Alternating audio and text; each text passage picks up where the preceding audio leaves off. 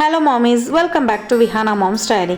நீங்கள் நம்ம சேனலை ஃபர்ஸ்ட் டைம் பார்க்குறீங்கன்னா மறக்காம சேனலை சப்ஸ்கிரைப் பண்ணுங்கள், பக்கத்தில் இருக்கிற பெல் பட்டனையும் ப்ரெஸ் பண்ணிக்கோங்க. அப்போ தான் நாங்கள் போடுற வீடியோஸோட நோட்டிஃபிகேஷன் உங்களுக்கு வரும். எங்கள் ஊர் சைடு பார்த்தீங்கன்னா எப்போவுமே நான்வெஜ் செய்யறது அப்படின்னா முந்தின நாள் நைட்டே வெங்காயம் தொளிச்சு வச்சுருவாங்க. ஏன்னா சின்ன வெங்காயம் தான் யூஸ் பண்ணுறதுனால அதுக்கு மார்னிங் அதை தொளிச்சு செய்யறதுக்கு லேட் ஆகிடும்ட்டு நைட்டே சாப்பிட்டு முடிச்சுட்டு எல்லாருமே தொளிச்சு வச்சுட்டு தான் தூங்குவோம்.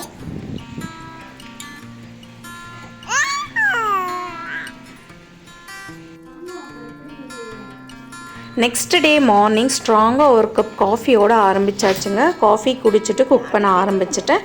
ஸோ எங்கள் வீட்டில் நான்வெஜ்னாலே நம்ம நிறைய வீடியோஸில் சொல்லியிருக்கேன், குட்டி பாப்போட அப்பாவுக்கு மிளகு சாறு வேணும் அப்படின்னு சொல்லிடுவாங்கன்ட்டு. அதுக்கு ஒரு கப் சின்ன வெங்காயம், 3 பூண்டு, இது ரெண்டத்தையுமே நல்லெண்ணெய் விட்டு நல்லா இந்த மாதிரி சிம்மில் வச்சு வதக்கிக்கணுங்க. வெங்காயம் இந்த மாதிரி நல்லா டிரான்ஸ்பரண்ட்டாக வதங்கினதும் ஸ்டவ் ஆஃப் பண்ணிவிட்டு ஒரு துண்டு இஞ்சியை குட்டி குட்டியாக கட் பண்ணிவிட்டு அது கூடவே 2 ஸ்பூன் கறி மசால் சேர்த்துட்டு இந்த மாதிரி மிக்ஸ் பண்ணி வச்சுருவேங்க. ஆறின உடனே இதை மிக்ஸி ஜாரில் மாற்றிட்டு கொஞ்சமாக தண்ணி விட்டு அரைச்சி எடுத்துக்குவேன். ஸோ தாளிப்புக்கு பார்த்தீங்கன்னா எண்ணெய் விட்டு கொஞ்சமாக கடுகு சேர்த்து ஒரு தக்காளி கட் பண்ணி சேர்த்துருக்குற கருவேப்பிலை சேர்த்துட்டு தக்காளி நல்லா வதங்கின உடனே 1/4 kg நாட்டுக்கோழி சேர்த்துட்டு கொஞ்சமாக கல்லுப்பு சேர்த்துட்டு நல்லா இந்த மாதிரி சிம்மில் வச்சிங்கன்னா அதுவே தண்ணி பிரிஞ்சு வருங்க. நம்ம தண்ணி ஆட் பண்ண வேண்டியதில்லை. இந்த மாதிரி சிக்கன் பாதி வெந்ததுக்கப்புறம் நம்ம அரைச்சி வச்சுருக்கிற விழுதை இது கூட சேர்த்திட்டு தண்ணி நிறையாவே சேர்த்தணுங்க. ஏன்னா சிக்கன் இன்னும் பாதி வேகணும். அதனால் உங்களுக்கு பாருங்கள் எந்த அளவுக்கு தண்ணி மாதிரி வேணுமோ அந்தளவுக்கு தண்ணி ஆட் பண்ணிக்கலாம்.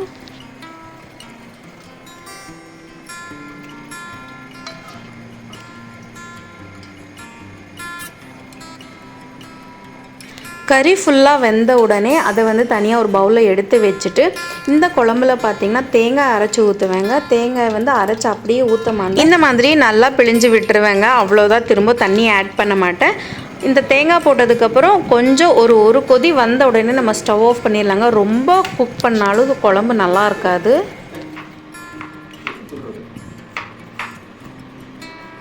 நெக்ஸ்ட்டு பார்த்திங்கன்னா ஆசாரி சிக்கன் வறுவல் ட்ரை பண்ணலான்ட்டுங்க. இது 2 நாளைக்கு முன்னாடி பார்த்த ரெசிபி நல்லாயிருக்குன்னு தோணுச்சு, அதை தான் ட்ரை பண்ணலான்ட்டு. இதுக்கு பார்த்திங்கன்னா நிறைய சின்ன வெங்காயம் சேர்த்துணுங்க. வரமிளகாய் பார்த்திங்கன்னா விதை எடுத்துகிட்டு அதோட தோல் மட்டும் சேர்த்திக்கலாங்க. ஏன்னா ஃபுல்லாக வரமிளகாய் சேர்த்துனோன்னா ரொம்ப ஸ்பைஸியாக இருக்கும். நான் இன்றைக்கி 10 வரமிளகாய் எடுத்திருக்கேன். அது கூடவே பார்த்திங்கன்னா 2 காஷ்மீரி சில்லி அப்படியே அதை கட் பண்ணி போட்டுட்டு விதையோடவே.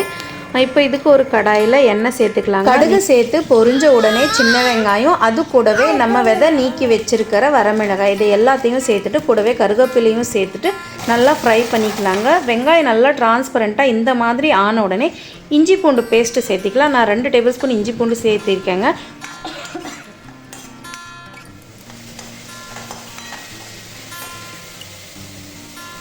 இஞ்சி பூண்டு இந்த அளவுக்கு நல்லா வதங்கினதும் அதோட பச்சை வாசம் போனதும் சிக்கன் 1/2 kg சிக்கன் சேர்த்திருக்காங்க. கூடவே கொஞ்சமாக உப்பு சேர்த்திட்டு மஞ்சத்தூளும் சேர்த்திட்டு நல்லா மிக்ஸ் பண்ணிடலாம். மூடி போட்டு மீடியம் ஃப்ளேமில் 10 நிமிஷம் வேக வச்சுக்கலாம்.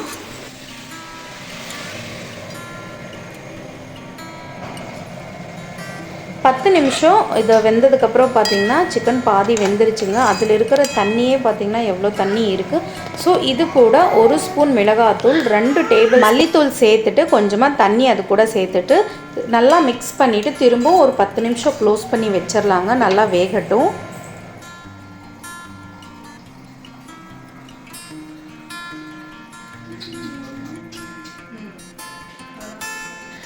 பாருங்கள் சிக்கன் நல்லா வெந்துருச்சு. மல்லித்தலையை தூவி இறக்குனா சிக்கன் ரெடிங்க. சூப்பரான ஆசாரி வறுவல் ரெடி ஆகிடுச்சு. ரைஸ் கூட சாப்பிட்டு பார்த்தேங்க, செம்ம காம்பினேஷனாக இருந்துச்சு. எனக்கு ரொம்ப பிடிச்சிருந்துச்சு டேஸ்ட்டு. சாப்பிட்டு முடிச்சுட்டு பார்த்திங்கன்னா சரி தோட்டம் போயிட்டு வரலாம் அப்படின்ட்டு தோட்டத்துக்கு போனோம். அங்கே பார்த்திங்கன்னா அன்றைக்கி நட்டு வச்ச கத்திரி செடியில் ஒரே ஒரு கத்திரிக்காய் மட்டும் இருந்துச்சு.